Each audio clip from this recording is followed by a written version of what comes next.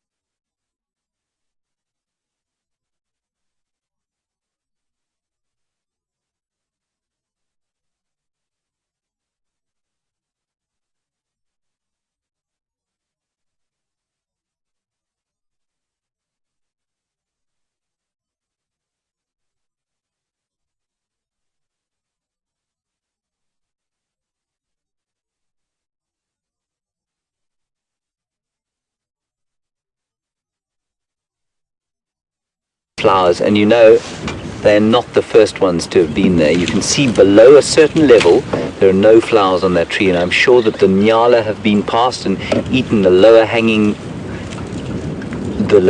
flowers and buds, and I think the elephants will take the higher ones, and I'm sure the giraffe will have a go at them fairly soon too.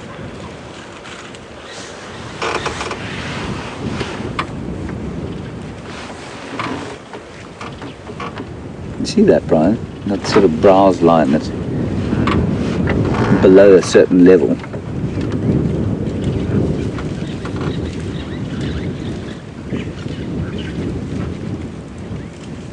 It seems that this elephant herd is intent on showing us bottoms.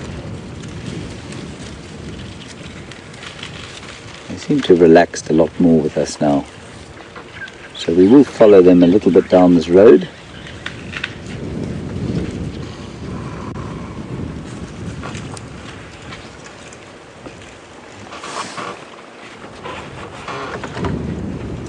There are some young bulls following from behind. And that, of course, is completely typical.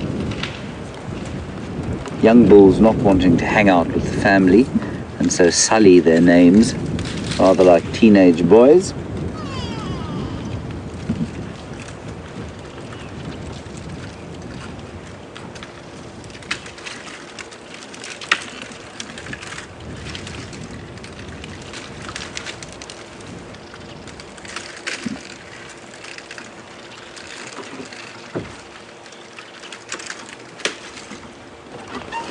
Let's just try and follow the others down the road a bit and see what they have to show us. Wonderful sighting, and once again I do apologize for our lateness, but what a way to start. Brian and I saw nothing in between when you last saw us at these elephants, so you didn't miss anything.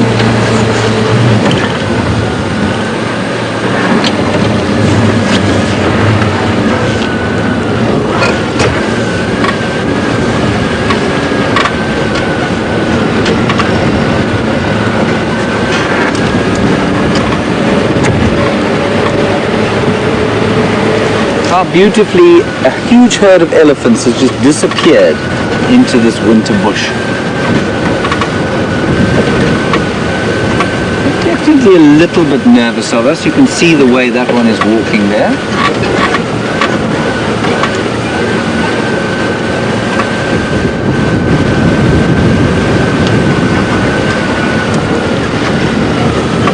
I'm not going to get too close to them. You can see they're a little bit weary, and I think that's probably because of the wind. So we'll just let them go into, there's an open area just down the road from here, and we'll just let them get into that before we try and get too close to them.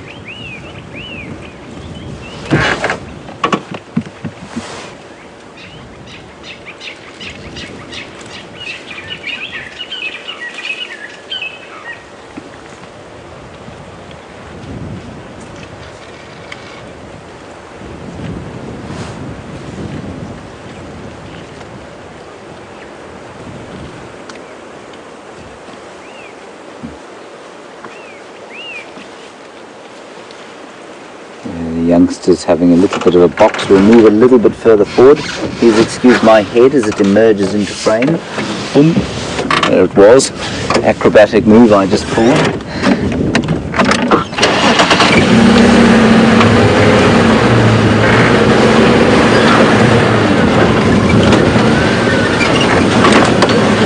Didn't see that stump. Sorry, Brian.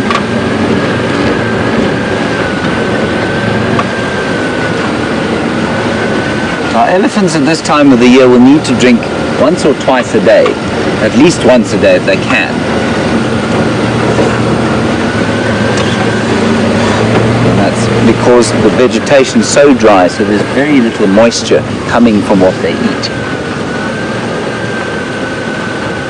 So we'll just try and gain their trust slowly by driving up.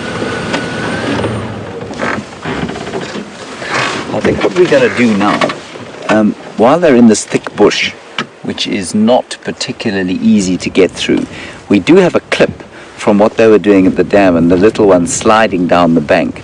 So we're going to send you back to the final control, and they're going to play that clip for you while we try and get into a slightly better position. It really is thoroughly amusing, so enjoy it, and we'll see you just now.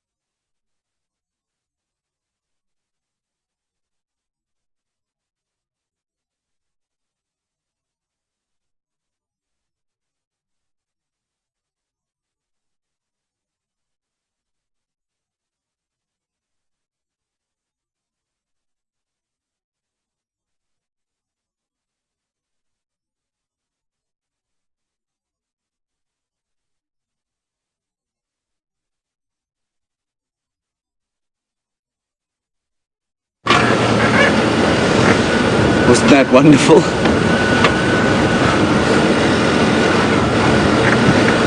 Wasn't that wonderful? Just so special to see. And I was trying to do some narration during that, and I don't think you heard it.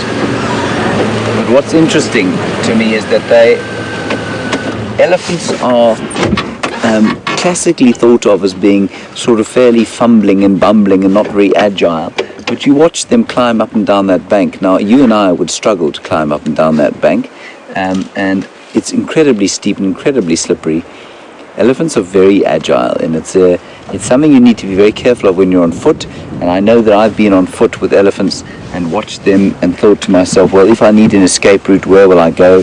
And I've looked at a termite mound or a bank on a river or something like that and thought, well, I'll just go up there. If they really want to come after you, they'll get up just about anything that you can get up.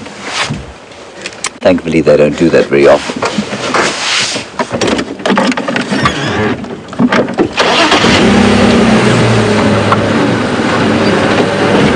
They're all just filtering gently through the bush here.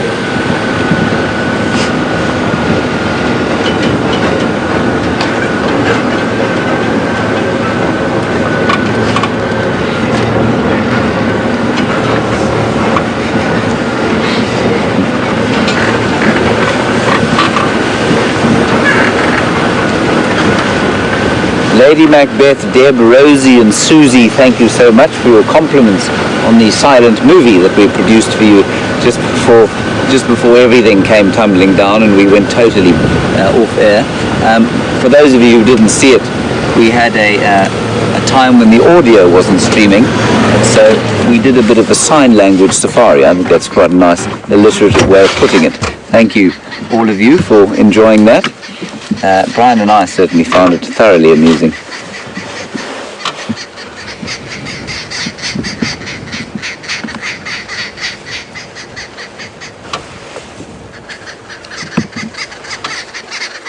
And you can now hear, because the audio is streaming of course, the arrow-marked babblers calling. Quack, quack, quack, quack, quack, quack, quack, quack. Babblers of course because they babble.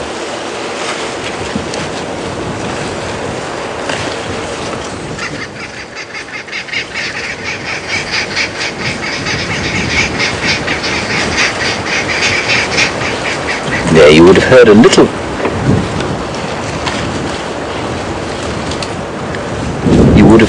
bit there of the babblers calling, and they're heading now down into the drainage lines where there's less wind and it's less blustery and probably more comfortable for them. Of course, following the herd, there you can hear them now. They're in the midst of a little territorial dispute with another flock. They're communal nesting birds, and in a little flock they will find their territorial boundary and shout and make a noise at another flock. And of course around the elephants always the ubiquitous fork-tailed drongo, a magnificent little black bird that you saw flipping across the top of that elephant's back. Right, let us continue.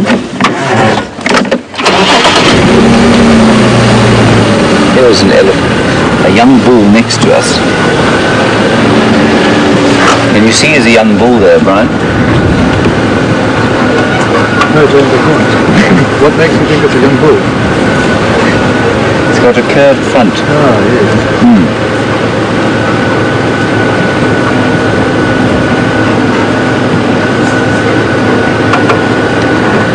This young fellow here.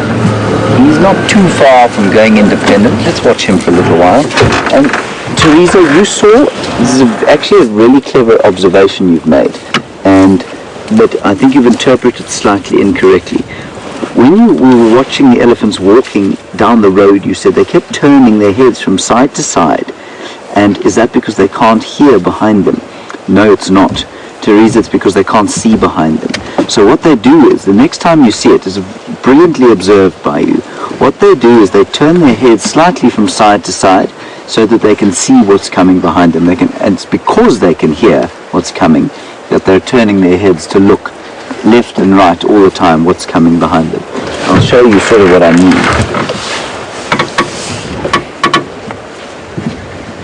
So if I start the engine now, just keep watching. Keep watching this young bull here. See if he does it there. He's doing it now. He's looking to the right. Now he's looking to the left. See? And that's because we started the engine. It's because he can hear us coming that he's doing that. Well spotted, Teresa. That's great.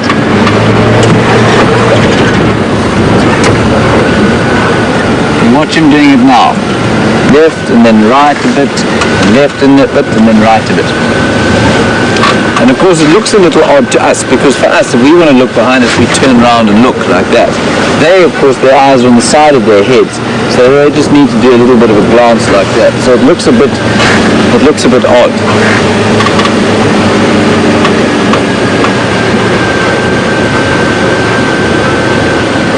Wow, great observation that.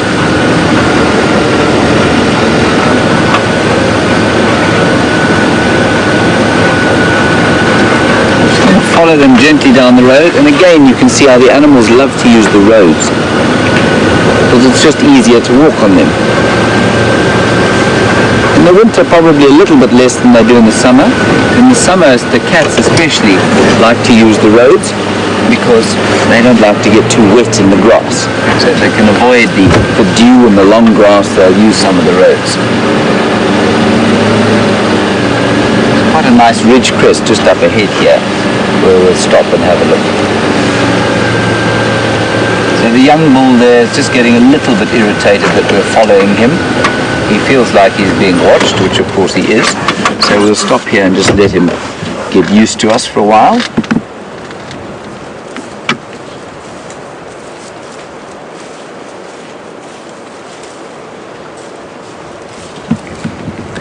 A teacher I once had said to me, "You will hear that animals are unpredictable." And he said he thought that was a ridiculous assertion. And his logic was that if you spend enough time around animals, you can start to interpret their behavior so that they do become predictable. So, for example, that elephant that we were just driving up behind told us exactly how he was feeling. He said, "I'm not comfortable with you so close. I'm going to shake my head at you, and I would like you to stop there and stay where you are, and then I can carry on with my life as I usually do, and I'll be fine." So when I hear people say, "Well, you know, that elephant attacked that fellow, or that buffalo charged that fellow," and you know, of course, animals are unpredictable. They're not. Yes, you get the odd abhorrent individual who's hurt and damaged, and so it's difficult to interpret how they're going to behave. If you spend enough time out here and you watch carefully enough, animals give you signs as to how they're feeling. It's a question of learning what those signs are, though, that becomes difficult. Let's move a little bit closer now.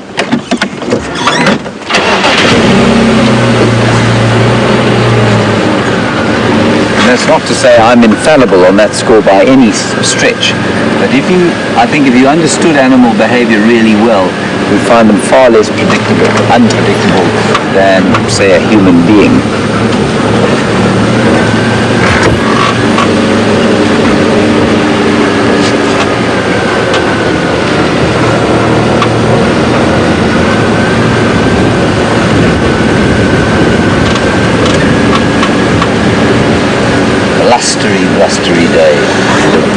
I'll show you. Let's have another look at what we mean here. Here's a young bull.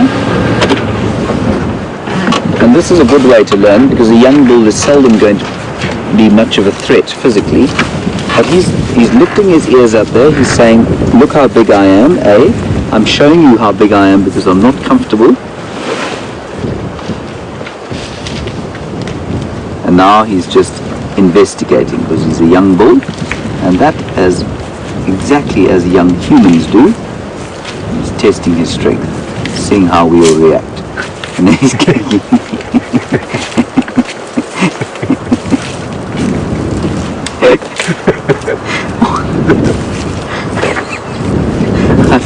I don't really know how to interpret that little foot stomp. I think now he knows we're laughing at him.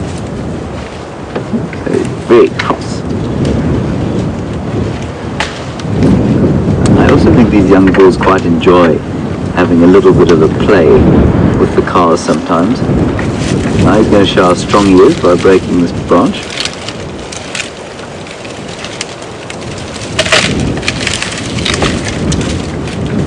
What a strong boy.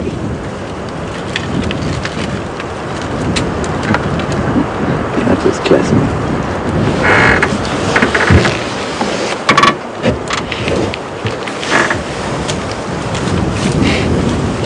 Now, he is genuinely eating, of course, and you can see how that stick is coming out of his mouth completely free of any bark. And that's how they've had to maintain their incredible nutritional needs over the last little while.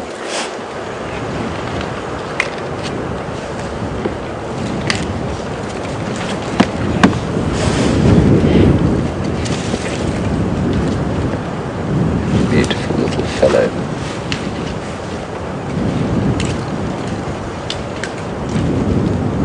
The other thing to watch for here is that he's very clearly looking directly at us. Yes, he's eating. He's also doing a little bit of displacement where he's fiddling with that stick rather than just concentrating on eating it. Every so often you'll watch his nose turn to us, the prehensile tip of his trunk will just turn slightly towards us to try and smell. Now, there you go. He's just having a little smell of what's going on in this direction. That's spectacular to see. That's actually hilarious. We'll go a little bit forward. I'm not going to chase them through this block. I think we'll just drive along the road for a while and see if we can get another nice view. But I don't want to harass them through this very thick block. We'll have to crash.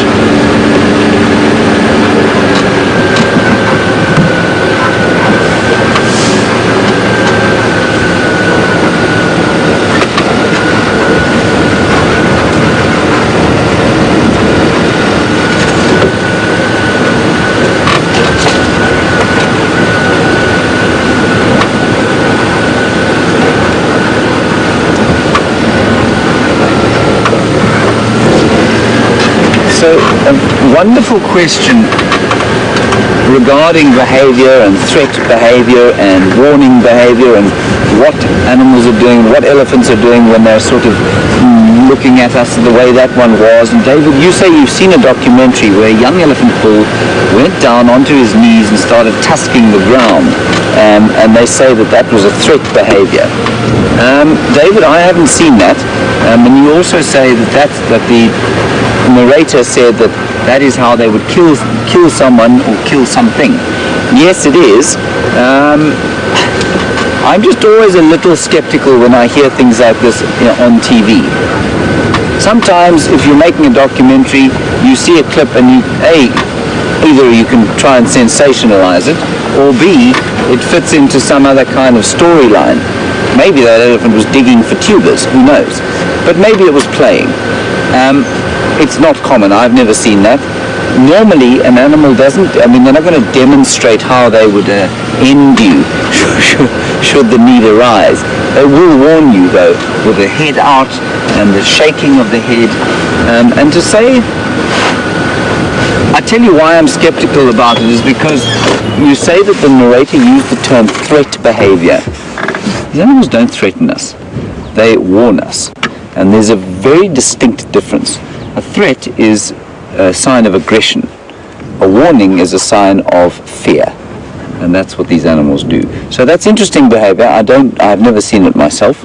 I'm a little bit skeptical that it was a genuine kind of demonstration of what would happen should that young elephant try to push through an attack. It's possible though. I might be quite wrong. Right. I think these elephants are disappearing into some pretty thick bush now.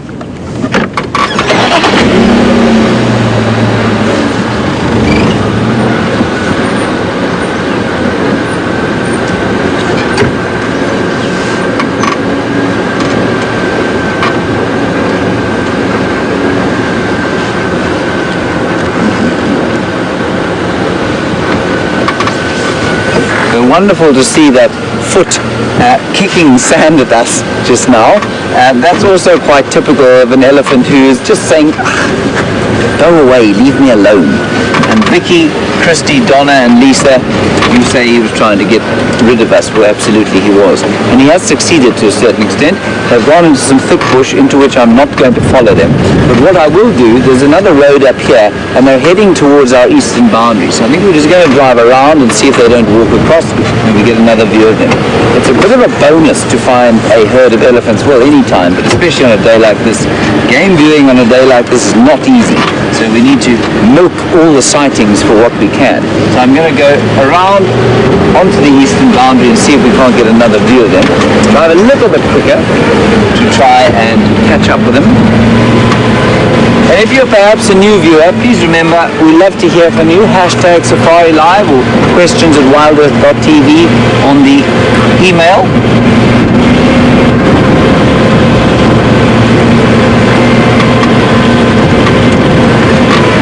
Please remember you can ask us anything you like, well, within reason, of course. Talking about wildlife, really.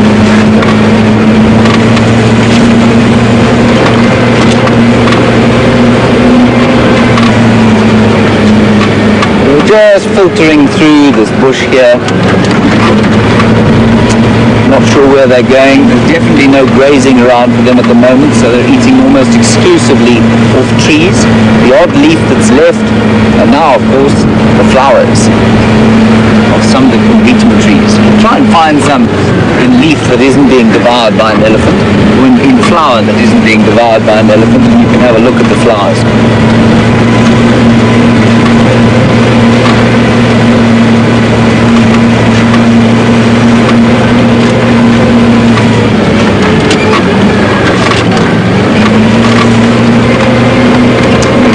Pop out now, right?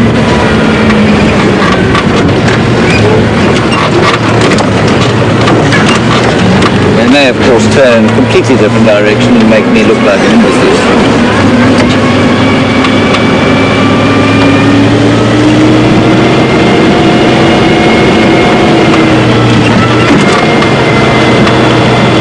There they come. Somewhere in there.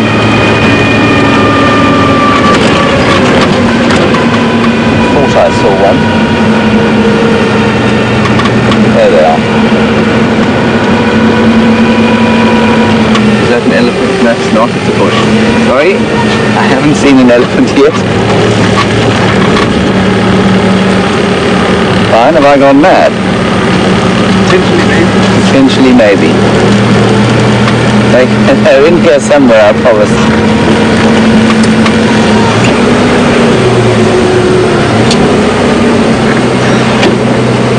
Stop and have a little listen. You can often hear them coming, punching through the bush.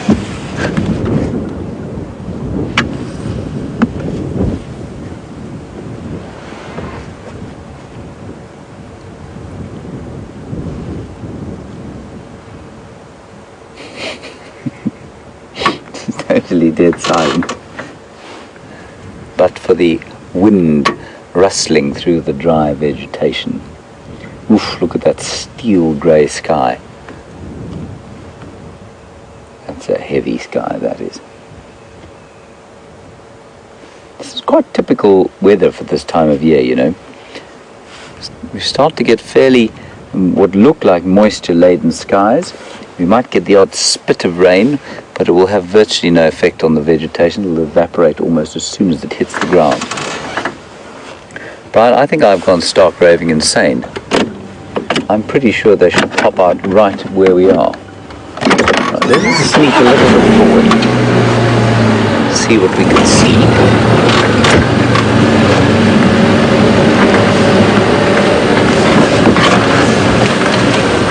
I, of course, do not have the advantage of height, being just 5 feet and 8 inches tall. Brian, of course, does not have that problem. He is 6 feet and 4 inches tall. Correct, Brian? Correct.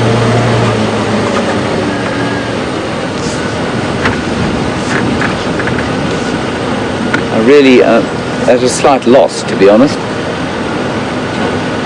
I think what they've probably done is turned and headed slightly in a northerly direction.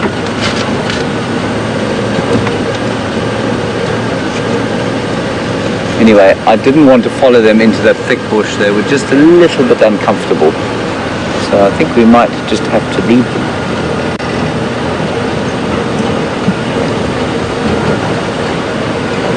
I hope you're all most impressed by the way I'm driving. Brian, are you impressed? Exceptional. Thank you.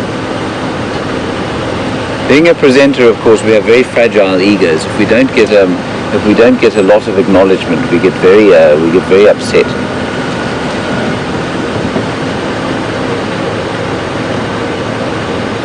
No, I'm afraid I think they've disappeared. They're in here somewhere, but they're obviously not going to pop out anytime soon. So, I think what we're going to do is carry on, see what else we can find, and just enjoy this sort of odd atmosphere. It's a really kind of typically, well, I mean, I say it's typically, it is quite eerie and grey, but it's really nice once in a while to have this, especially after a massively hot day like we had yesterday. I'm just going to pull over here. There seems to be a car trying to get past us.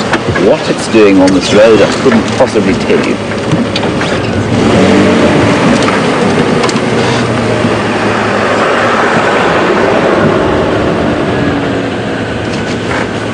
Brian, that car looked like it had the logo of a flooring company. I wonder what they're flooring out here.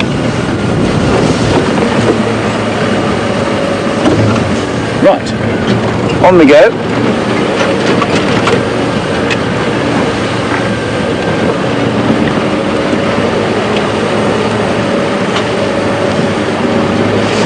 Just going to let him get in front of us a bit. All right, enough of me for the next little while. I'm just going to pull my trick again because I quite like it. And we're going to head back to Scott now, or over to Scott for the first time today. He's up and running, speaking and listenable to, and we'll head across to him and I'll try and find these elephants and then we'll see you a little bit later. Bye-bye.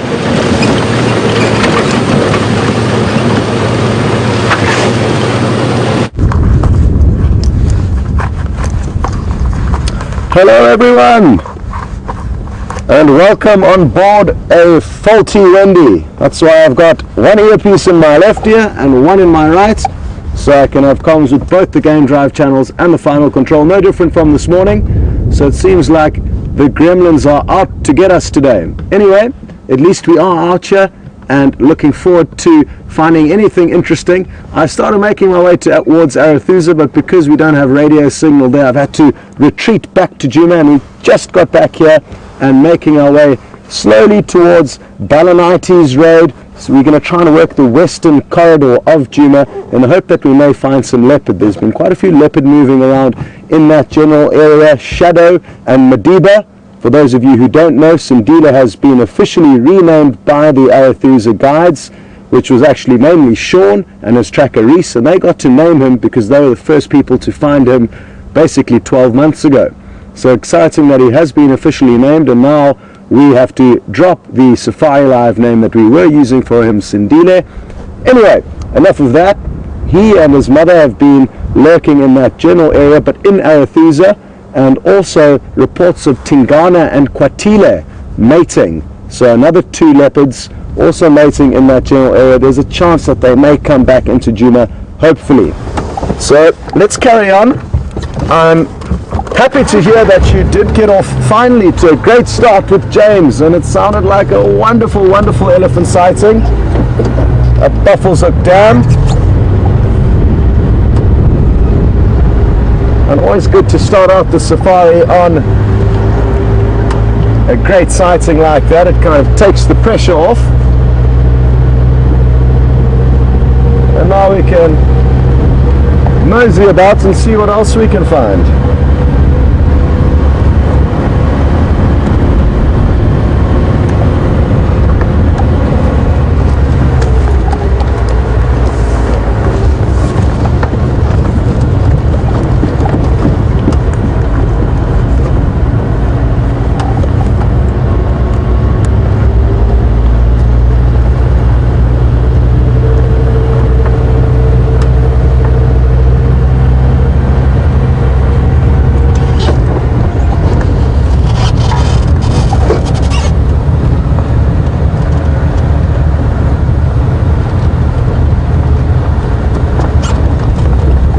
As a lot of you may have noticed, it's very windy conditions. Stephanie in Switzerland certainly has, and she hasn't only realized the weather conditions, but she's hypothesized that due to the high levels of wind, the herbivores and prey animals are going to be on high alert. And the reason why they will be on high alert is because they need to, or they won't be able to rather, hear the predators approaching, and even seeing the predators approaching can be a little bit difficult because there's so much movement of grass and bushes. And Stephanie's inquired further as to whether the predators will be more active because it's cool, and yes, I think they certainly will be. They're more inclined to be active in cooler weather. Even though their prey may be a little bit more skittish, it's still favorable hunting conditions for them. So a combination of cooler weather and favorable conditions for hunting, even though their prey will naturally be a little bit more nervous, will certainly mean there's a strong chance we may find some predators on the move.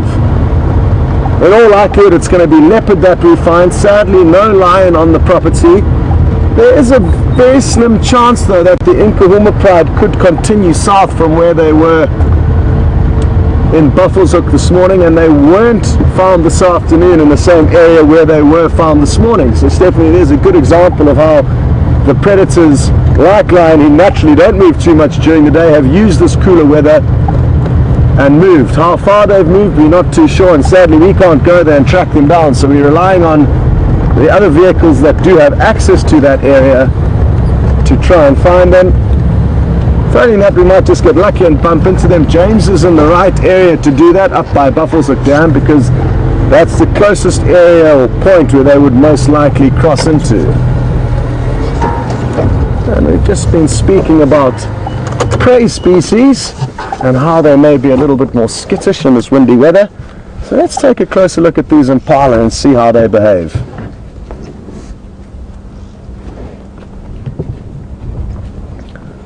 What we can also notice as VM slowly begins to zoom in is that some of the females are beginning to show signs of their pregnancy. Their stomachs are beginning to bulge ever so slightly, but you can certainly notice a little bit of a bump on her belly, and it's certainly not because it's times of plenty. You can see it's very dry, and now we can see the skittish behavior due to the wind, looking around, not knowing whether the crackles of leaves blowing in the wind are predators approaching.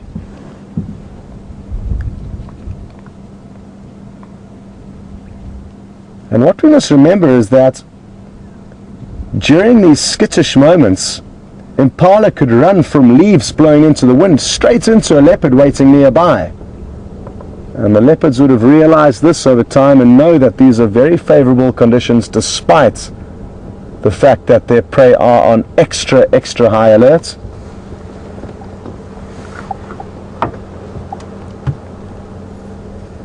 It's quite interesting. There's one female that's been left behind, and she's staring intently in the direction where everyone's running away from. He is pivoting from side to side, and no, enough's enough. She too has had enough.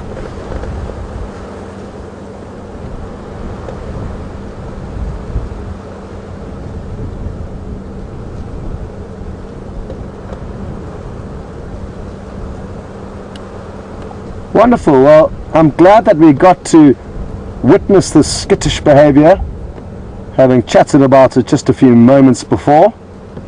And sometimes we do get fortunate out here and the animals play along, but most of the time they go against our predictions.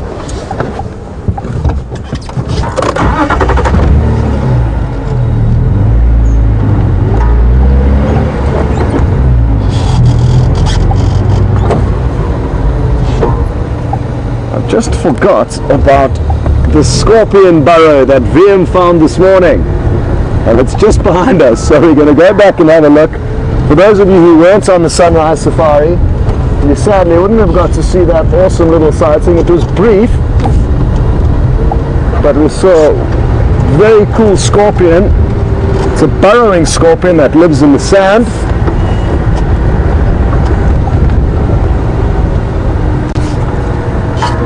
Its burrow is right there. Now, it's unlikely that we will see anything now. It was evidently doing some housekeeping this morning. And how on earth VM managed to spot it, I am still trying to work out.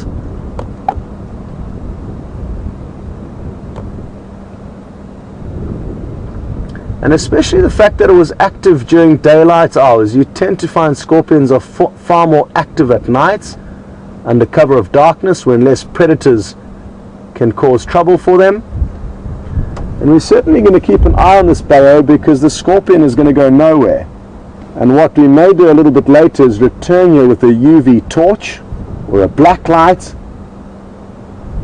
which causes scorpions to illuminate like a glow-in-the-dark toy, and maybe that way you'll be able to get to see it. But it's tricky, because most of the time scorpions will hide in crevices or small gaps under rocks. They ambush predators, and you seldom see them out on the roads or out in the open.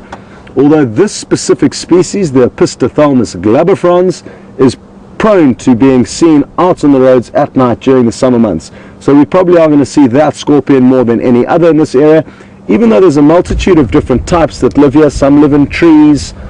This one lives in kind of an angled burrow in the sand, not necessarily too deep, but it's angled. You get another scorpion that lives in a vertical burrow, and it's like a perfect little coin slot, and it's completely vertical straight down. And the bottom line is there's many different types of scorpions that live here, all different shapes, sizes, colors, that occupy different habitats.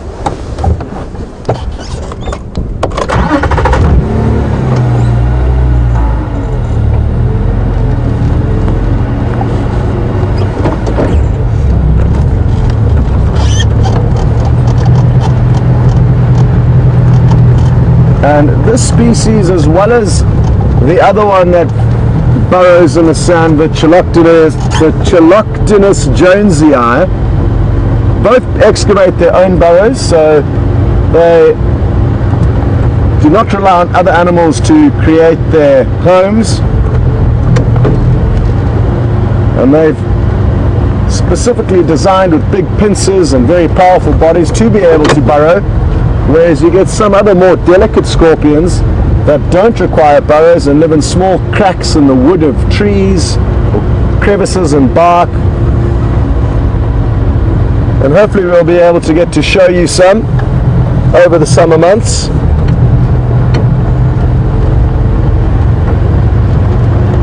Or some of the different species. The one that we saw this morning, we will certainly be able to show you again.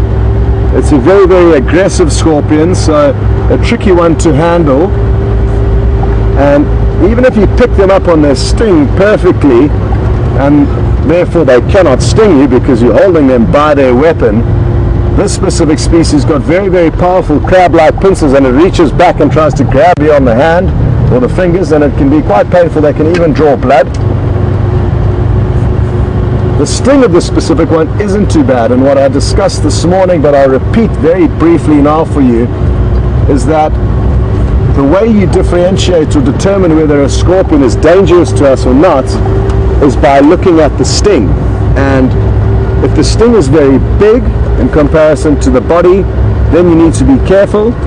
Another thing to look at, and possibly even better than looking only at the sting, is the size of the pincers. If the pincers are very thin and delicate and almost non-pincer-like, you would have to be very close to see that they can even open and close. They kind of look like the legs of the scorpion. Then you need to be careful. Whereas if the pincers are very large and lobster-like, or like a crab, and very prominent, then the danger comes from the front end, and the sting is usually quite mild. And I really do love scorpions, and I've been stung by quite a few, but have yet to be stung by the most dangerous in South Africa, called the hairy, thick-tailed scorpion. But I do have a friend who was stung 3 times on the foot, and he was administered to hospital. It's got a cocktail of venom, combination of cytotoxic and neurotoxic, but mainly neurotoxic. And the pain that he felt was incredible. He was biting on a wooden spoon to try and relieve the pain, and he wasn't holding back the tears either, and he's certainly not a weakling, but he was brought to tears, and even a week after that scorpion sting, he was still a bit shaky and off balance due to the neurotoxic effects that the venom had on him. Most of the scorpions, though, their stings are kind of similar to a bee sting, so not too bad.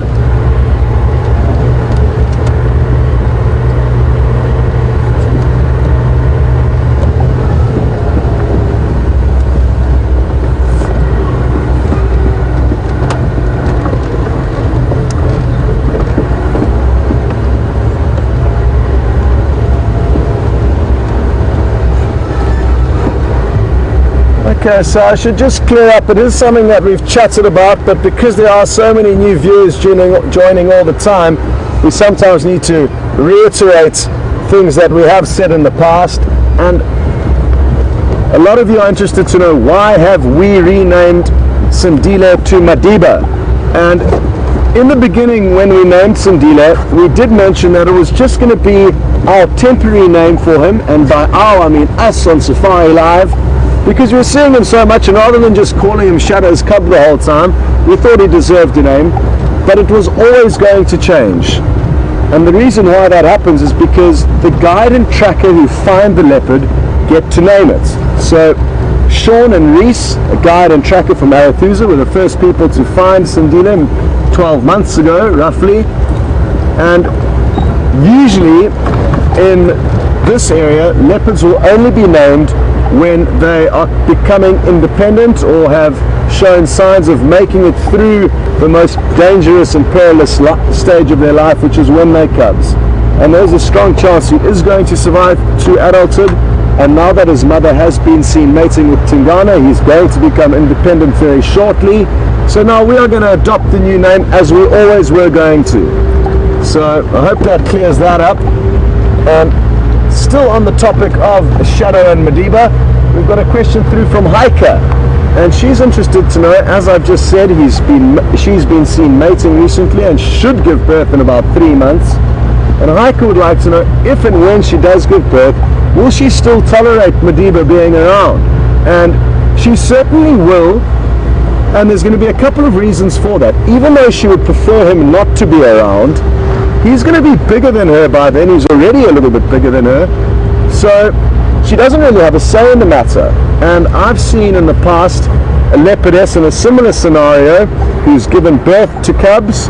Although her cub, when she did give birth, was 2 years of age, he's only going to be about 15 months when she gives birth.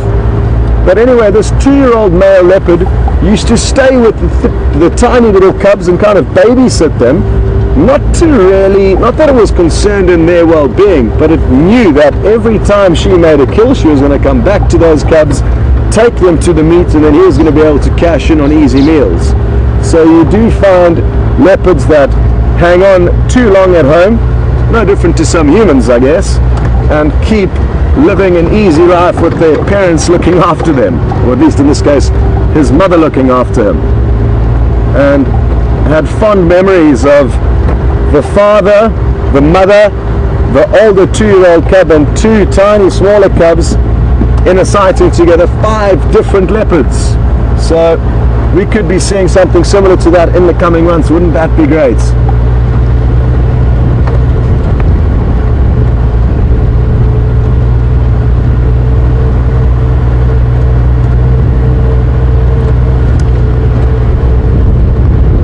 And this is the area where they could pop up at any time, and Vim and myself are going to continue fine combing this area. If we could spot a scorpion this morning, I think finding a leopard this afternoon shouldn't be a problem.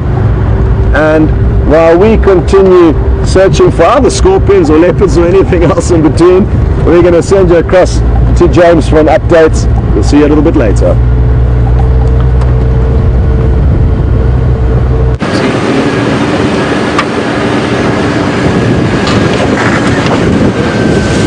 Hello everybody, welcome back to this blustery, grey, leaden-skied, magnificent day in the Lowveld. I believe Scott took you to an inactive scorpion den. That must have been marginally more frustrating than an inactive hyena den.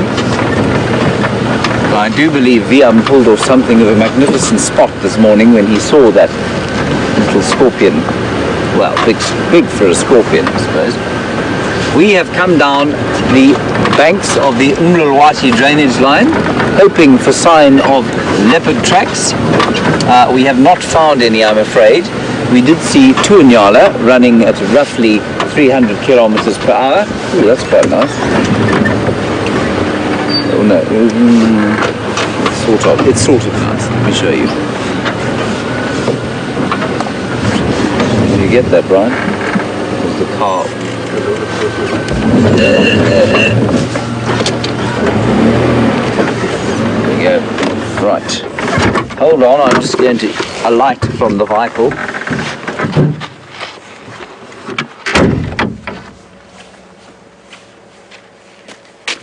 What we have here is a rubbing post. And a rubbing post, Brian, is used for? Rubbing! Yes, correct, absolutely, for rubbing. And this will be used by a variety of animals, including buffalo, warthogs. This one's a little bit small for elephants, of course, so not so used by elephants. Rhino also, when they're around, will use it. And this one, you can see, has been polished to a fine sheen. You see that? Mm-hmm. It's completely smooth. And you can see they only use the one side of it. I think this probably used to be a knobthorn tree, and it's, I wonder if it was actually, it's probably a Combretum tree. It's very hard, and it would make an excellent piece of furniture were it a little larger. So the animals come up here, have a rub, and press on. And often they're on territorial boundaries of various animals like rhino or what else would have a territorial boundary with a rubbing post? A wildebeest also uses a rubbing post. But this is not wildebeest territory, of course. It's a little bit closed. Now, you may wonder why it is so difficult for me to get into the car. This is because the Land Rover Defender, which is what we're driving, has a seat designed for somebody slightly larger than I, and the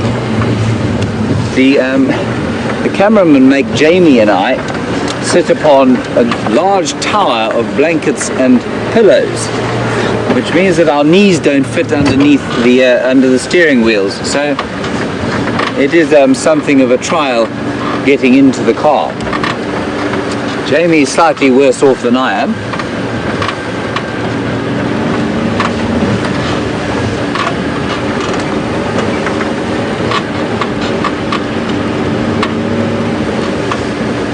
Ryan, do you see any leopards? Not yet.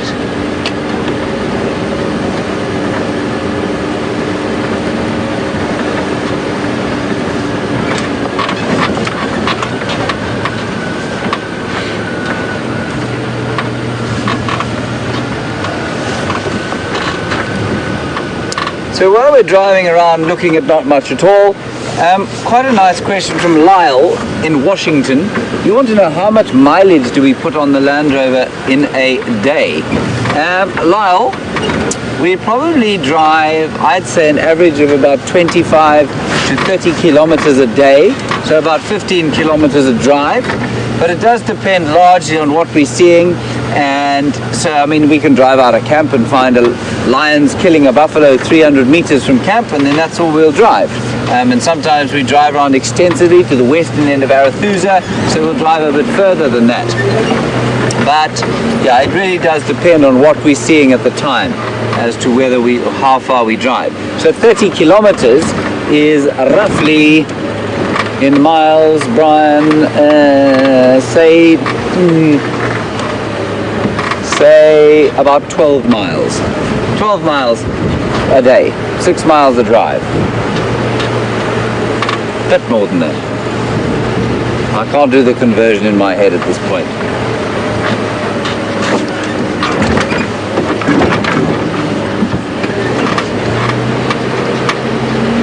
There was one reserve I used to work on called Ngala, where it was much bigger than this. It had 15,000 hectares, which is about 35,000 acres, and sometimes we'd do 50 kilometers in one drive, so that was quite far. And then if you're driving around the Kalahari or in Namibia, you can do really big distances, because obviously the wildlife is a lot more evenly dispersed and more further distributed.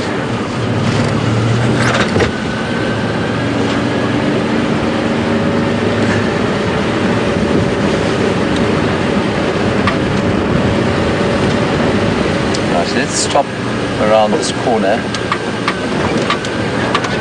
have a little listen and an assessment of what's going on.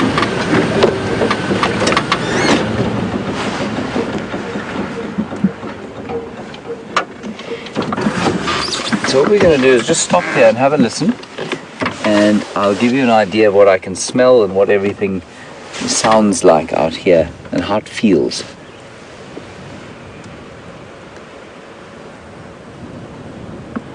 I'm sure all you can hear is the wind, and at the moment that's all we can hear also.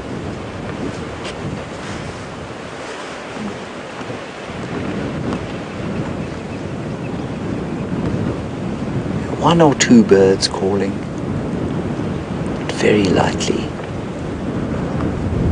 as we go in towards the evening.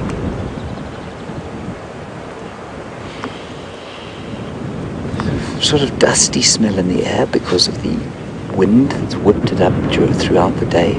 The tracks are all indistinct because of the wind. And there's a very kind of,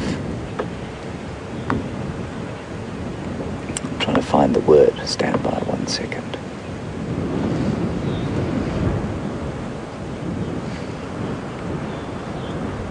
There's it isn't eeriness about the atmosphere, but it's also very energetic.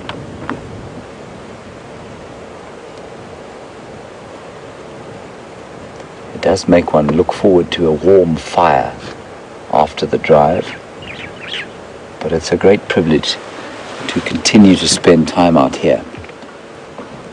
Like I say, it's really nice to have a bit of grey every so often, because in the summer months and in the winter we don't have many grey days, and we do get very, very hot. Very atmospheric. Okay, on we go.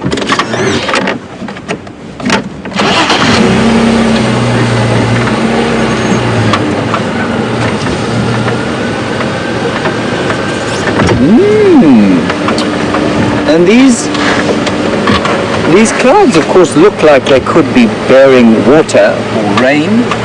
I don't. And Dennis and Lakeville, you'd like to know, when was the last time we had measurable rain? Well, Dennis, I've been here since the 20th of May, and I haven't seen any rain here at all. So that's almost 3 months without a drop. Brian, when did you When was the last time you saw rain here? April? Probably March. Yeah. Dennis, I'd say March, probably early March. So it was a very dry year. I think they only got 250 millimeters of rain, which is roughly 10 inches of rain, which is not a lot. And that was it for this year. So very low rainfall for the last rainy season. Hoping for a bit more this year.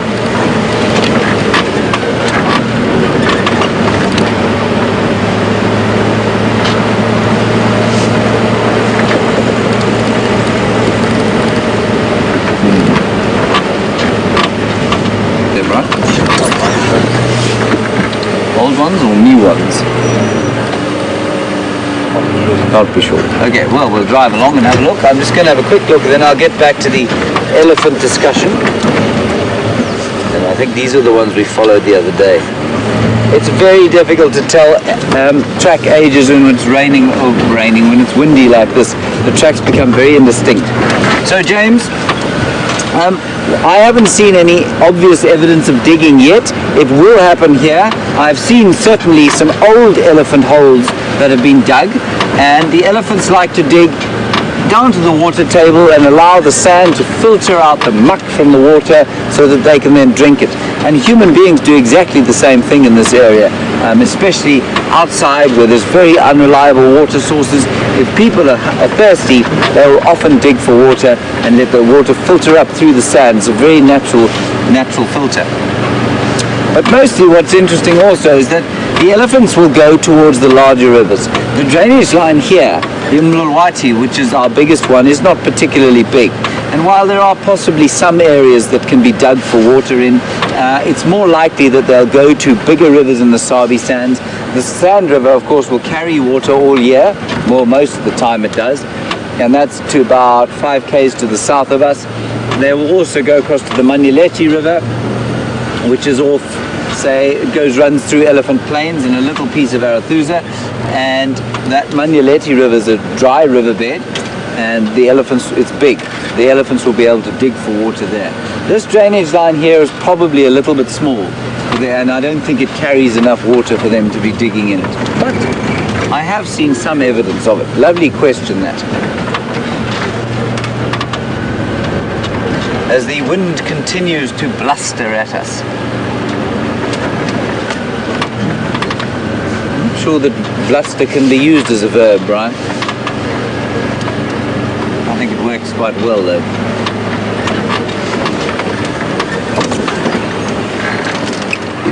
We saw an arrow mark, we heard some arrow marked babblers just now, and there's one there that is being quite confiding. You can hear the others. There he is. That was too quick. Is he too quick? Sorry about that. I thought he might do that. You could, oh, look, Brian, a beefalo. There's a buffalo up ahead. Not quite the 800 that Scott saw this morning. More like the 3. 3 buffalo bulls. 4 buffalo bulls. 5 buffalo bulls. 6 buffalo bulls.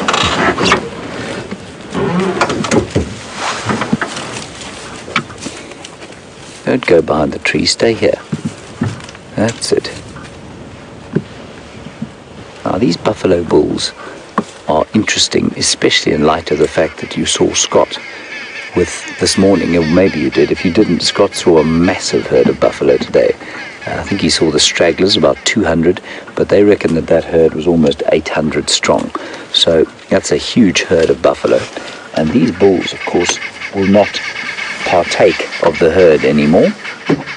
And that's because they are a bit old, they're past their breeding prime, and it's just a bit of an issue. It's difficult for them to try and breed and compete with the other bulls who are in prime condition. If you look carefully at them, you can see their horns are worn away.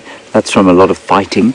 They've obviously have been scratching their horns on the top of trees for a long time, and so that wears away the top of the horns. And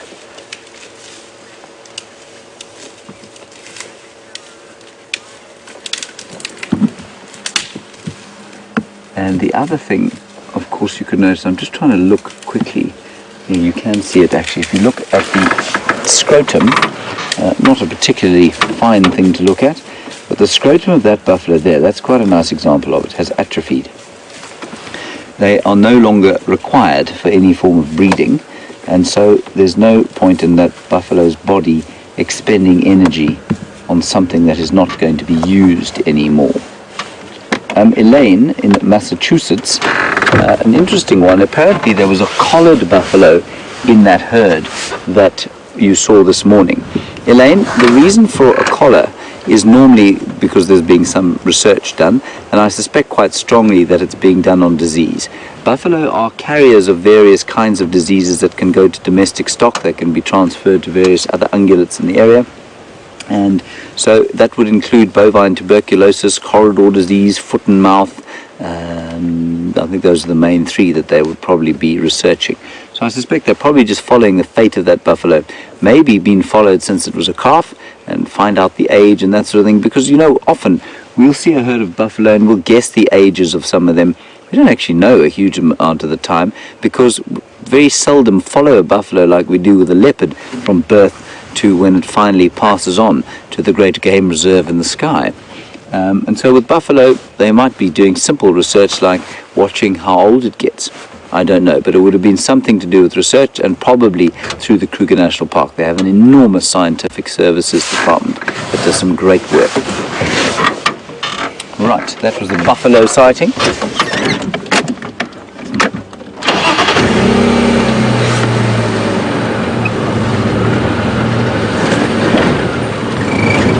And if perhaps it was a female, there's some speculation that they often would collar a female rather than males.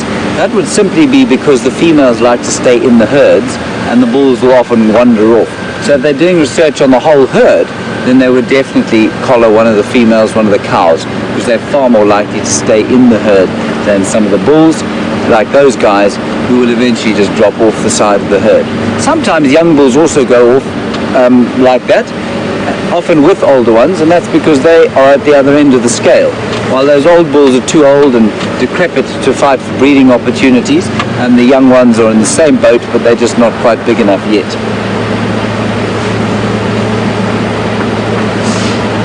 Buffalo play a massively important role in the ecology out here, and I think, you know, they did used to cull them. In the old days, before people did enough proper research, and they didn't realize how important this stuff was, buffalo used to be culled.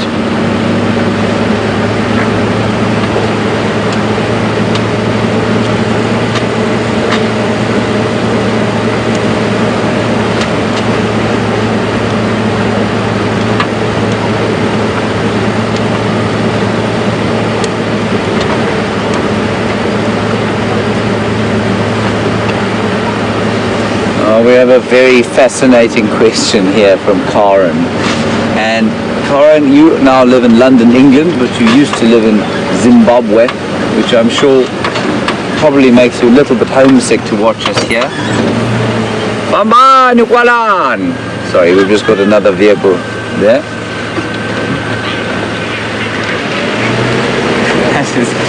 That is dear Florence, who works with us. She is extremely excited to make her world premiere on camera today. Thank you, Florence. Anyway, back to Karen in London, ex-Zimbabwe. Karen, welcome.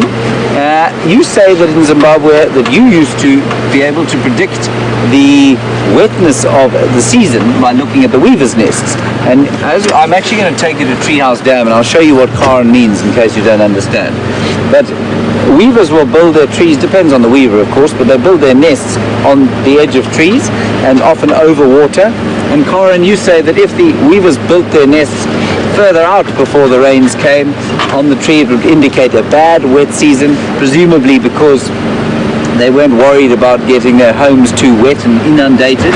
and closer into the tree or the trunk under more shelter perhaps indicated that it was going to be a wetter season. And you'd like to know if we do the similar sort of thing here. Corin, I don't know of anything like that that is a particularly good predictor of a wet season. I tell you what we'll do though. I will show you this tree where the village weavers like to build their nests, and let's have a look. Let's see where they build them, and let's see if that is any form of predictor. I'm always slightly suspicious, of course, of these, shall we say, less than scientific methods, but that's really not to say that they aren't very valid. They just often lack a sort of a write-up or a rigor to them, but that's really not to say that they're not sometimes correct. And of course, the obvious question to ask about this method of rain prediction is, how on earth do the weavers know about what the weather's going to do? Now, I'm not convinced that there aren't animals out here that can tell. I wouldn't have the foggiest clue how they managed to tell, but it wouldn't surprise me at all if there were one or two animals or birds or reptiles or frogs that knew when rain was going to come. Certainly some of the birds are able to pick up on, I think, air pressure. Certainly some of the insects will come out just before the rain, I mean, we can see sky only, we can't feel the air pressure, and some of the insects will come out, and you'll see the swallows very close to the ground, swooping and picking them up, and that's often an indicator of a change in weather pressure. So, yeah, maybe some of the animals can tell. Whether they're very good at long-term prediction, I don't know. I certainly wouldn't throw it out of the realm of possibility, but I'd say it's up in the air. So Corin, we're going to pop over to Treehouse Waterhole here, and there's a big knobthorn tree at the one end of the wall that has a lot of village weaver nests in it.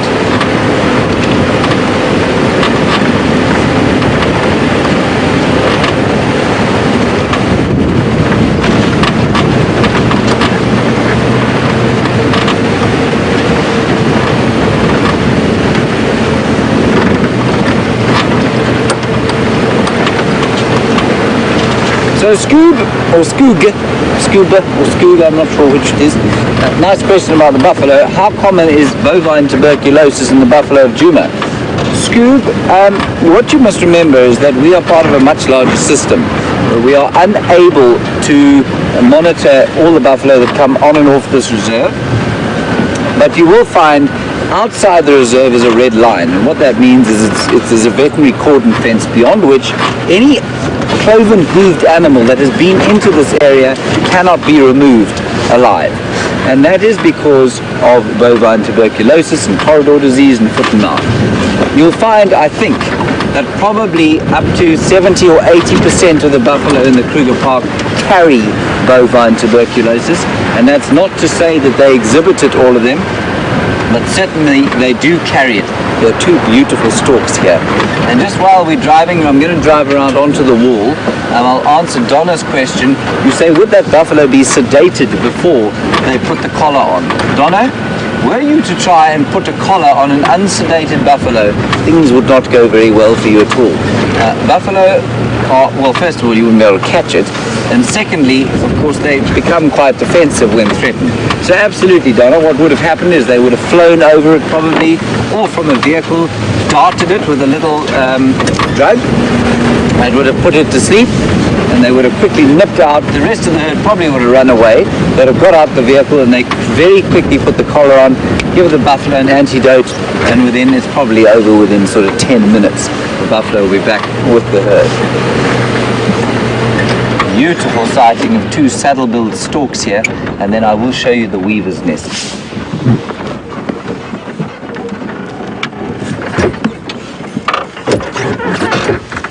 Fortunately, a little bit nervous of the cars.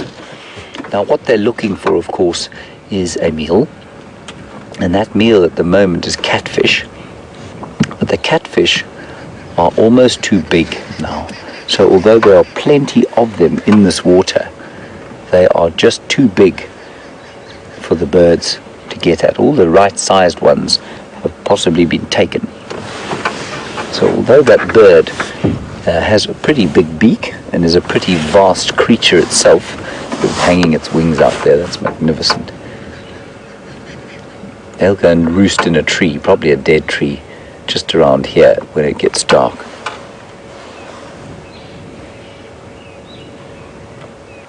But they'll struggle to find fish that are not too big for them. That's a male and a female. In this light I can't tell which is which. You can tell by the yellow eyeshadow that the female wears. Puts it on every morning at 4 o'clock before going out foraging. It doesn't really do that. It's permanently on.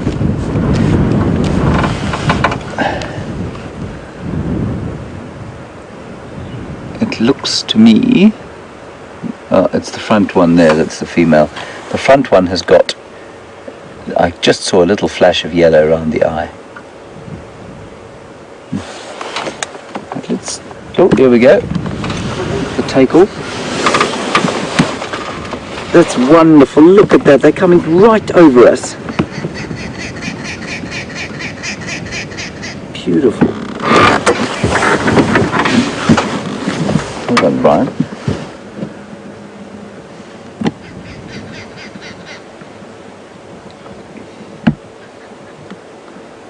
Gee, that's great. Oh, wow. That's fantastic.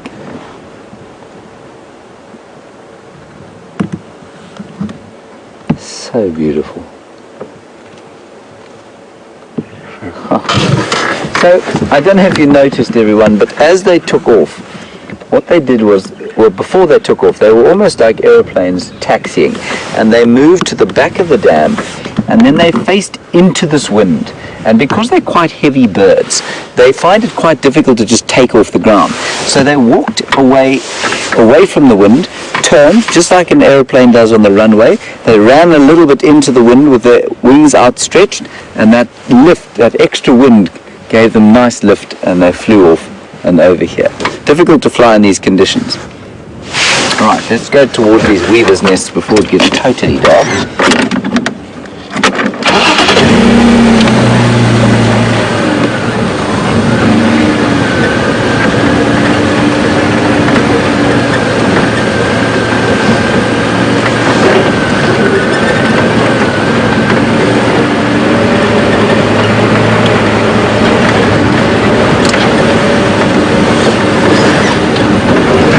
So you'll find that they are quite territorial, those storks, as far as I understand it, so you won't find more than one pair. Now, you probably watched the same pair this morning at this very same waterhole.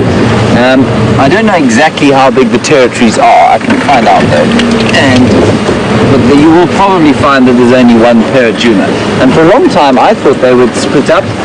They'd either had a very large argument or one was killed, but I'm not sure. There seem to be two of them again. Although I do think that the female, the one that was at the front there, looks quite a lot younger than the other one. She hasn't got quite the bright plumage. They may just have been in the mud all day though. I'm just going to retrieve the spotlight quickly. Right, now, Corin, you have a look here and tell me which one of these are predictors of bad rain.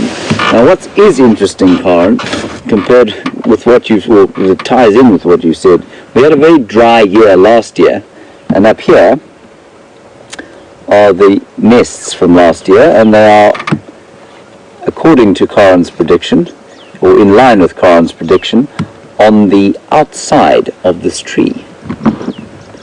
Corin is very fascinating. I am going to wait until the weavers arrive back to try and do some kind of experiment as to whether they think it's going to be a wet or a dry year. So Corin, if I understand you correctly, basically the weavers would build closer to where the spotlight's shining now, were the year to be a more wet one.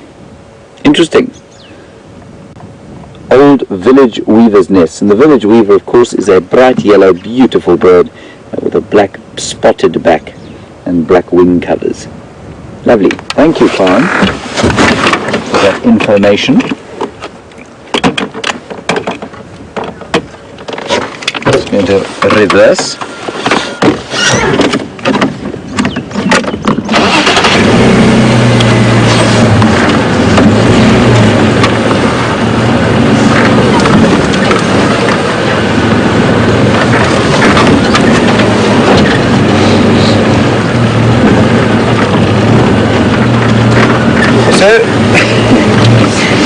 Crystal and Lady Macbeth, you say that horses and cows can also tell when it's going to rain. I find that slightly more outlandish than the weaver situation, but I'm certainly not discounting it at all. So they may well be able to. And you say what they do is they turn their backsides towards the sky a day or two before the storm. Well, hopefully you happen to be going in that direction. It must be very awkward if they do it when you have to go the other way, if you know what I mean. On that note, let's head back to Scott. I don't think it's going to rain today, and we'll catch up with you just a little bit later. See you now.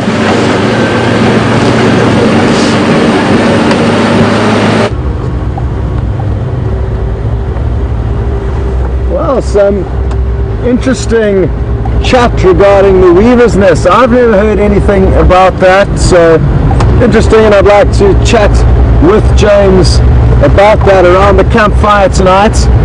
And I'm told young Mara of 7 years old would like to know, do we have campfires every night? And just about every night we will have a campfire. Now that we're going into summer, we may not, because it gets so hot here in the summer months that we would melt sitting next to a fire. But on a night like tonight that it's nice and cold again, we will certainly all be huddled around the campfire and even plan to cook our dinner on it.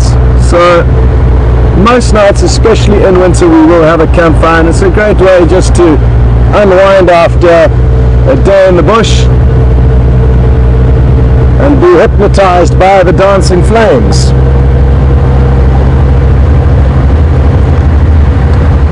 We haven't had too much luck where we've been driving this afternoon, and that's why you haven't seen us, and we've been with James.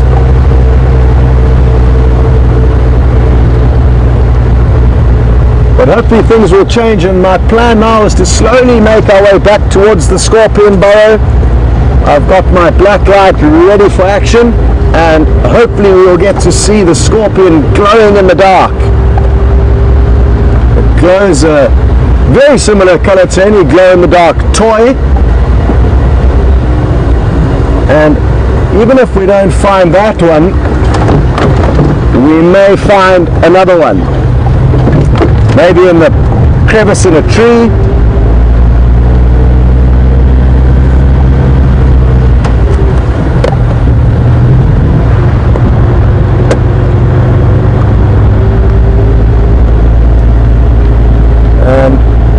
The scorpion is the only animal that I know that fluoresces under UV light, Stephanie in Switzerland, and she was interested to know if there are any other animals that we could use to help find in the dark. And not that I'm aware of. The scorpions have got a very specific chemical in their exoskeleton called hyaline, and it's this specific chemical that causes them, or compound that causes them to fluoresce. And even if a scorpion has shed its exoskeleton, which they do as they grow, and is no longer alive, and all you can see is the skeleton of the animal, it will continue to fluoresce. So sometimes you get caught out and you just can see a pencil or a piece of the scorpion, but it's no longer alive. It could well be alive, the scorpion that was responsible for shedding it, but there aren't any other animals that I'm aware of. I could be wrong though.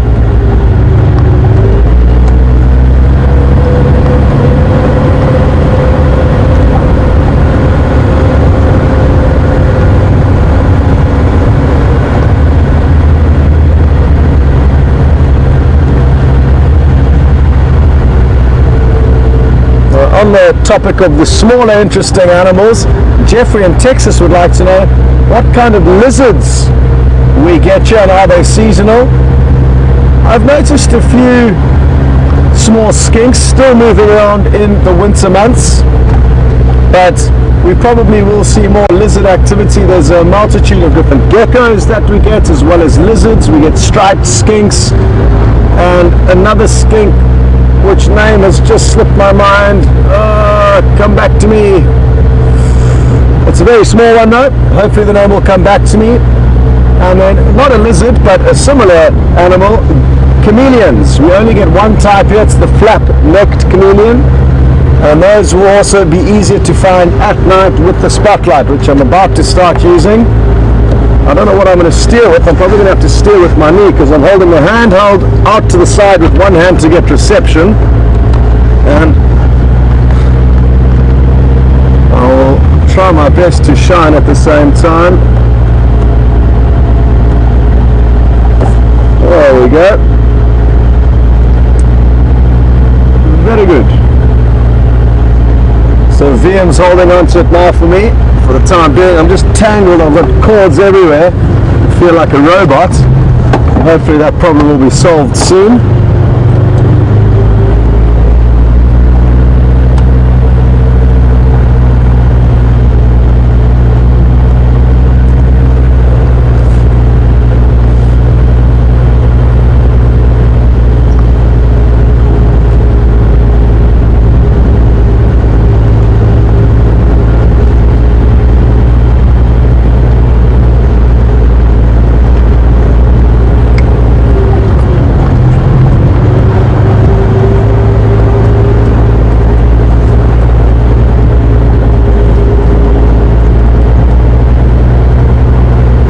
One thing we can look forward to in the coming months is a rejuvenation of the vegetation here at Djuma, and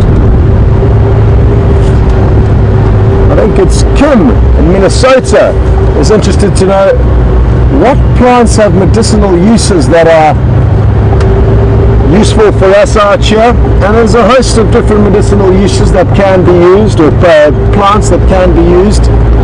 To be honest, I'm not entirely sold by all of them, because if they were as good as they are said to be in these medicinal books, they would be used more mainstream than they are.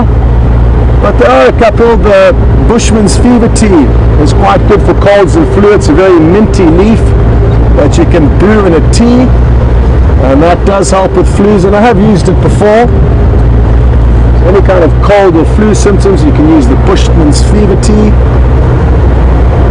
And another plant that you can use is the marula tree, and the sap from the bark of the marula tree has antihistamine properties. So if we were to get stung by a scorpion, if you just tap into the bark of a marula tree and wait for the sap to ooze out, you can rub that sap onto your wound, and it will certainly help a little bit. But the local Shangaan people of this area still believe in and use a lot of the different plants out here for a host of different ailments. Some plants are even believed to cure AIDS, and that gives you an idea of how strong the belief is by the local people in this area on the medicinal plants, and rightfully so, because many years ago that's all they would have had to use. The bush and vegetation and wildlife around them is what helped to sustain them.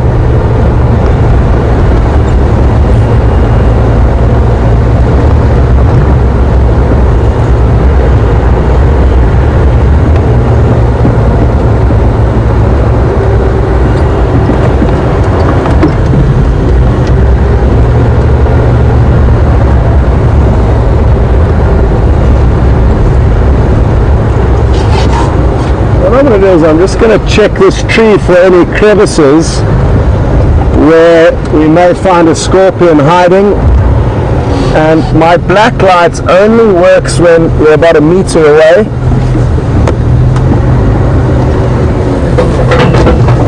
So I can't shine it from the vehicle. I just need to find a good spot to search for first. And this dead tree that I've just looped around doesn't have any crevices in the right place or what we're looking for, so we'll try and find another one.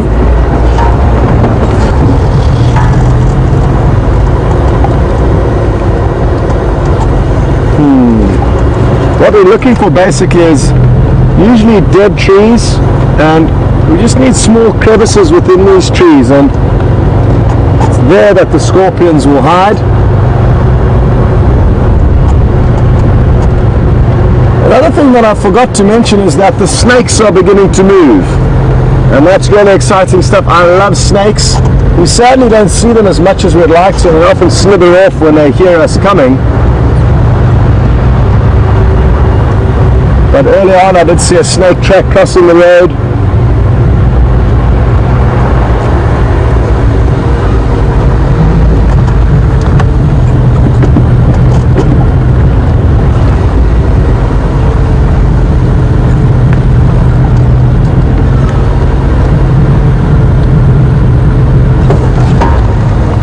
Okay, well, I'm going to continue searching for a scorpion for you guys, and while we do that, we're going to send you across to James, who's working in the area where he could possibly bump into Shadow. So good luck with that, and hopefully we'll have a scorpion waiting for you when you get back to us.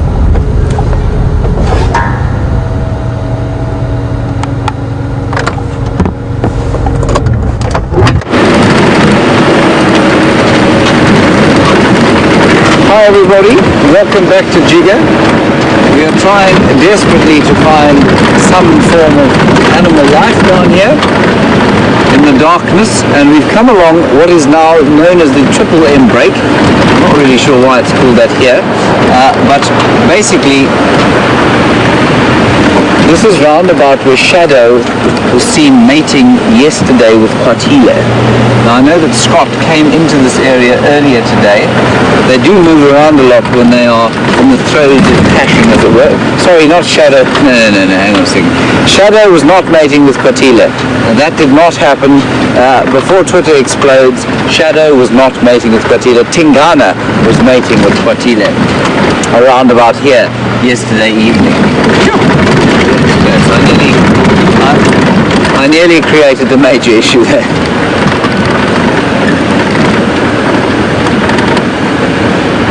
So that's why we're over here. And in fact, what was called in on the radio yesterday was that Tingana was mating with Quarantine.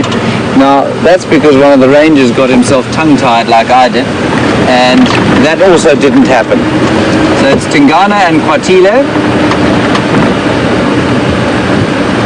somewhere around here, we hope. So we're just going to drive gently along the road and see if we don't see their eyes shining in the darkness. I've never seen Quatile, so I'd quite like to see her. I think, from what I understand, she's quite far out of her territory here. And as we know from Shadow's expeditions, it's not unusual for a mating female to go quite a long way out of her territory.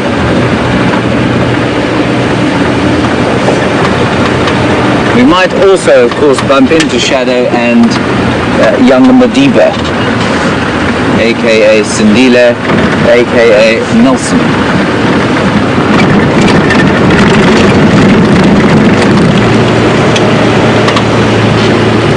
I'm just struggling to get my head around calling Sindile Madiba after our elder statesman, mainly because he was a sort of grandfatherly figure, which of course Sindile isn't just yet.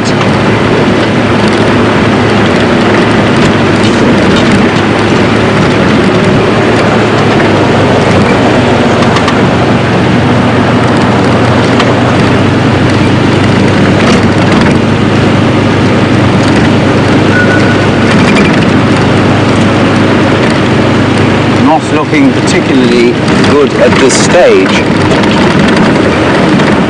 Not many stars to show you, I'm afraid, given the bank of kilometre-thick cloud hanging over our heads. I can tell you that the temperature is roughly the same as it was when we started this drive. Hey, Brian? Yeah. It hasn't changed at all. This Impala to our right. It probably, I would say it's probably about 17 degrees, and I think that's been the same since this morning. So while the mornings are definitely warmer when the clouds are like this, the middle of the day obviously is quite cool, and nighttime doesn't change much. But this wind does feel quite biting at times.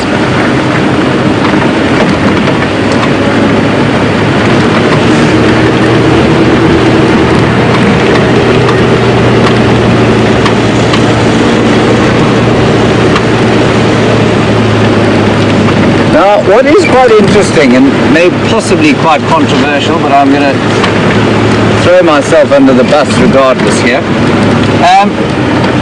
We had a question the other day about whether homosexuality occurs in the animal kingdom. And whether it occurs in the same way that it does in human societies, I don't know.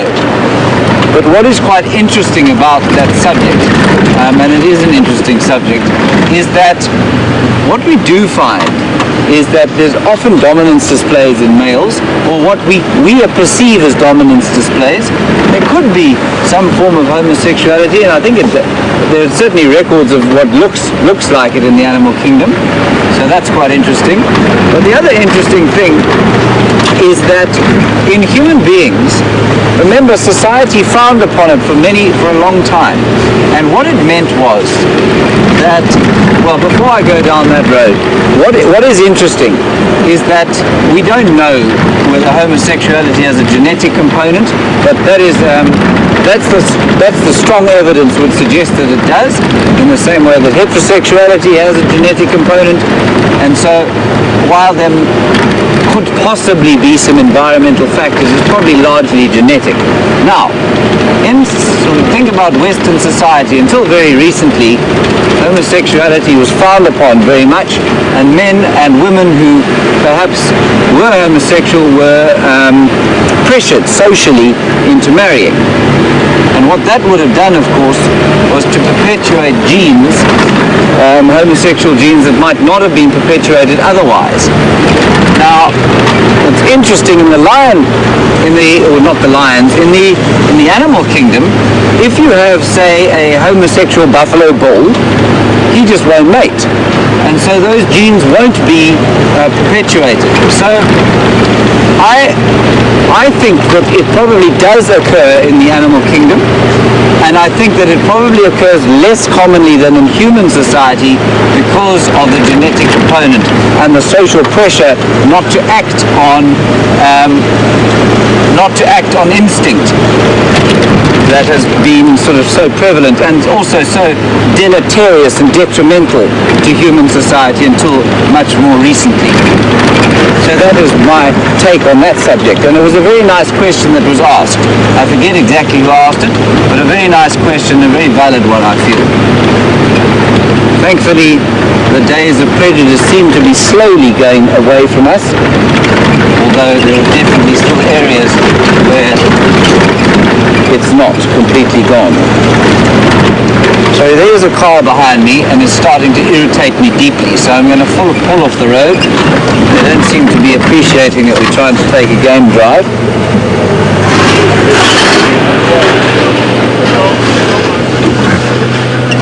There we go. Let's continue.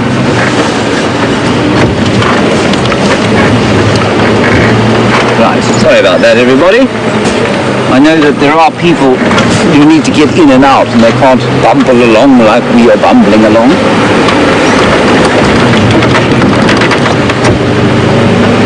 This road is also quite bad, and so if you're driving at the speed we are, it's very uncomfortable as a passenger. Right.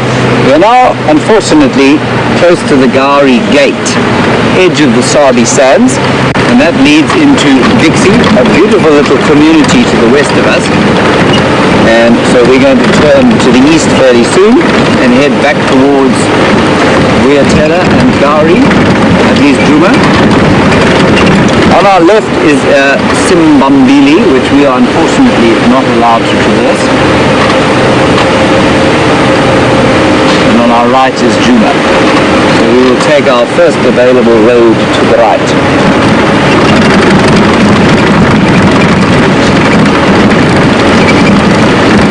There we go, Brian. Right hand down in 1, 2, 3 now.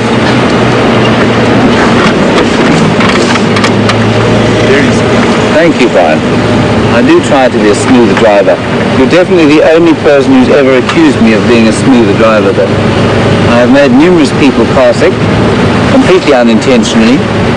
Apparently I'm not very consistent on the accelerator. I tend to sort of push it down and up quite a lot, which results in people having to get out of the car sooner than they might.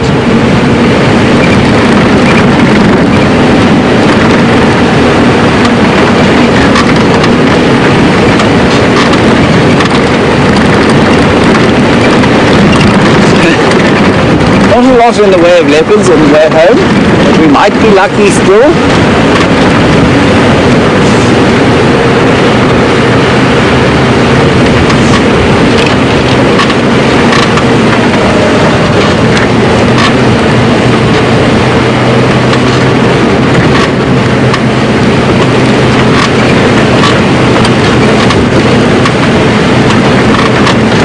Quite a lot of chatter recently on the interweb about a, shall we say, incident that occurred here on Saturday last. That was the incident, now infamous incident of the drone in the puddle. And we tried to do a tested drone flight where basically we're trying to get some aerial shots of Djuma to add another element to the game drive. And so we brought along a little drone, and I say we, I mean the brains trust of Wild Earth, which is Graham Wallington, and he brought a magnificent little drone along here, and unfortunately it seemed to have found some form of manufacturing fault. And George, you would like to know who was flying the drone when it plummeted into Gari waterhole, frightening all the catfish. First of all, Graham was flying it. I then, as his gleeful servant, ran in to try and fetch the thing. I was utterly inept at doing it. I did catch many catfish by mistake, and then Graham himself came in and retrieved it in about 3 minutes. So it was retrieved, but unfortunately it was destroyed. The actual thing we think can fly again, but the camera was destroyed, and you can't get one without the other. So George, a new drone was subsequently procured and arrived here on Monday morning, I think, and they did a very successful flight with it. And I think when we eventually get it right and the broadcast right with the drones, you'll be astonished at how amazing it does look.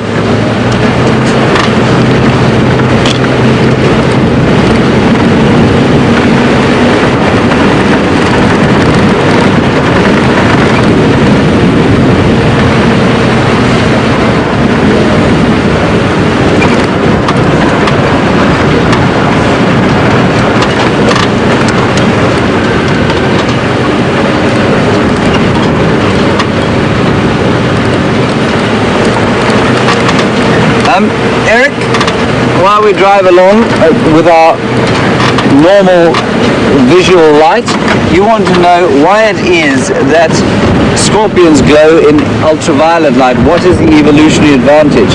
Eric, I actually know very little about the subject, except to say that, remember, they don't glow in the dark now. They only glow when they have that UV light on them. And so I'm not really sure why that is.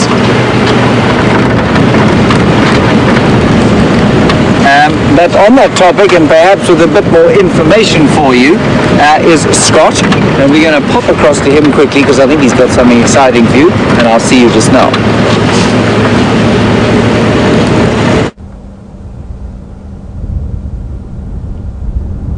We've got lucky, everyone.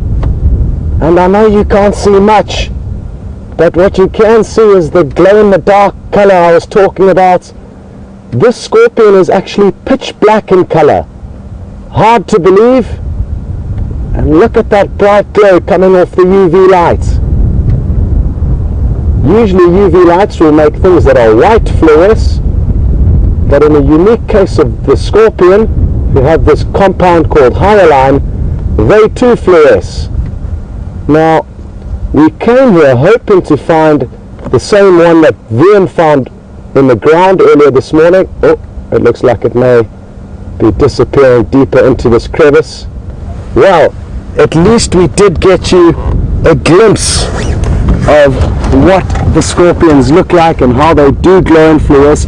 This specific scorpion is an Epistocanthus asper, which lives specifically in cracks in trees like this, and it's living only probably 10 meters away from the scorpion that Vian found this morning, which is a burrowing scorpion that lives in the sand. Now, earlier I did mention how scorpions occupy many different habitats out here in the African wilderness. Some live in trees, some live under rocks, others live in burrows in the sand, and this is just one of the many. This one isn't too venomous, and it was the first scorpion that I was ever stung by, and I've been stung by many of them. But interestingly, they're not very aggressive, and it's only really through default that you get stung every now and then. And you can actually pick these scorpions up, put them on your hand, and by simulating being a crevice and actually putting your hand on top of the scorpion, which goes against your natural instinct, it actually goes to sleep and puts its tail down by its body and thinks it's safe in a crevice like where you can see it hiding now. And then as you slowly lift your hand away, it's just sitting there fast asleep. So hopefully we'll be able to do that one day. But it's better to find them out and about when you do that, because obviously we wouldn't want to pry off this dead bark and ruin the scorpion's home just to show you. But we will get lucky in the future, and that at least was a glimpse of what they look like. Phew, what a bonus. It was quite a small one. They get about twice the size of that, the Epistocanthus asper, and they've got a cousin that lives under rocks, usually rock on top of rock, and those ones are probably the easiest scorpions to find because all you have to do is lift up a boulder and then you can see them lying underneath. But sadly here in Djuma we don't have any rocky outcrops wherein that scorpion's cousin will hide. Anyway, we will slowly but surely find you more.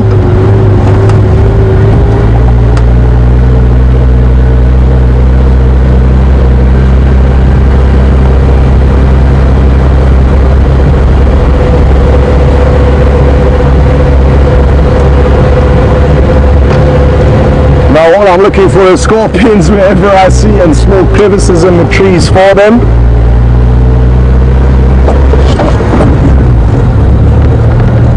But like I said, we will get lucky in time and be able to show you some better views of them.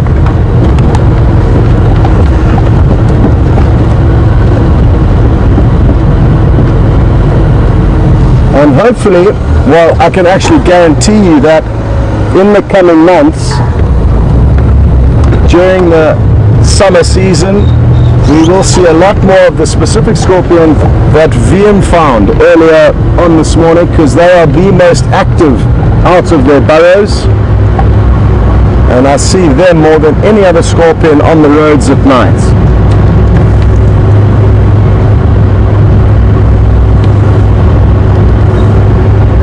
The tricky thing is that little black light of mine, it's not very powerful. I need to get a bigger one because you have to be about a meter away for it to be effective,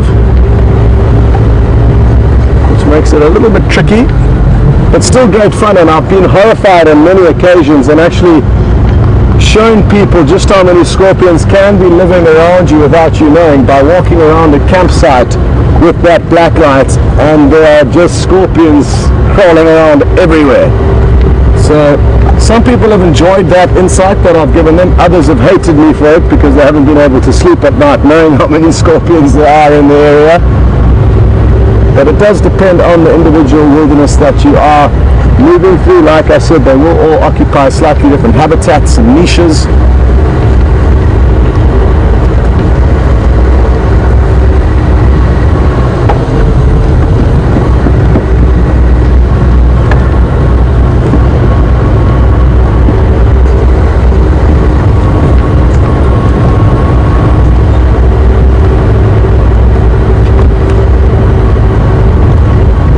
Now, Judith, and I'm sure a lot more of you are wondering, why is it that the scorpion have this strange compound called hyaline in their exoskeleton which causes them to fluoresce? And nobody knows the definitive answer to that question.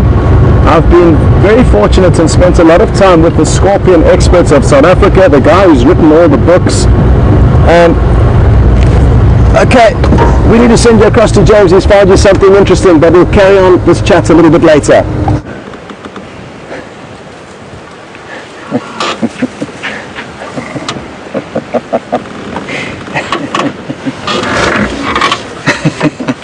Hello everybody, I'm sorry to pulled you away like that. We found a white-tailed mongoose, and as you came across, he ran at 156 kilometers per hour into the blackness of this rather blustery night. Sorry about that. I hope you enjoyed the scorpion. I'm rather jealous of it, to be honest. And Eric's question about why they glow like that has revealed a dearth in my knowledge.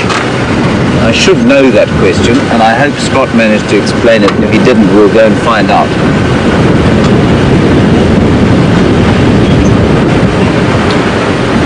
We're now in quarantine clearings, where there are lots of different antelope and zebras and the odd wildebeest, which we can't show you, but we can show you whatever's shining here. And the reason we don't show you them, of course, is that this night, they're not nighttime animals, and they need all the advantage they can get. I saw something in here. Oh, whatever it was, it disappeared. Possibly the same white-tailed mongoose. Anyway, so we don't shine on the diurnal animals. They are hampered by this light, and they will come onto a clearing like this. You'll find a lot of animals on quarantine clearings tonight, and that's because it's so blustery. And because it's a clearing, it does offer them the opportunity to see as far as they can, and the noise of an approaching predator will be less masked by the thick vegetation that they might normally choose to spend their nights in. Sorry, Impala. I don't mean to light you up.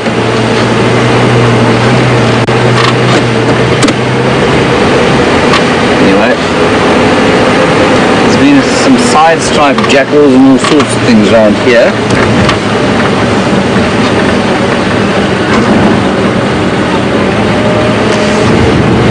Alright, well I think we've done just about all we can for the night. There's a few minutes left of the show, and so I'm just going to stop here and say my thank yous and goodbyes.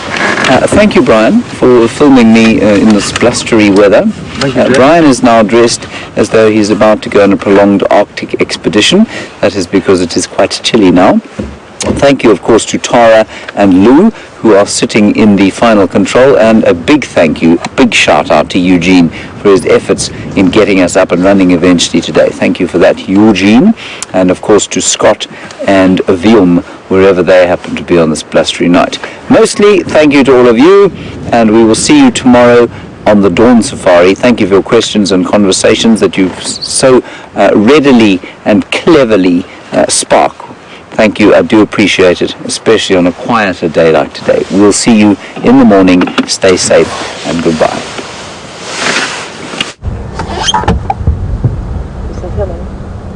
Well, we were just talking about it earlier. Look at the snake. I don't know what it is, and I can't look in my binoculars. I'm kind of tempted to jump out and have a closer look. Can you?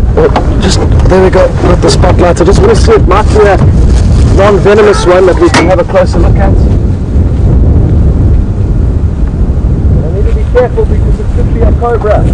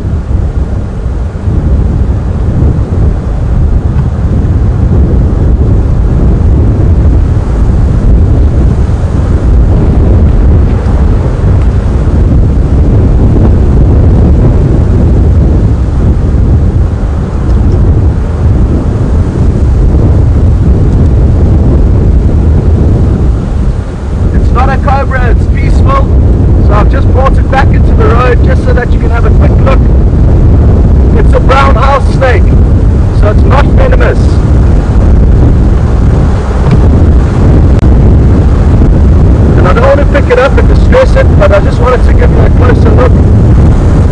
Wonderful! Yay! A scorpion on a snake! Who would have thought? What a bonus.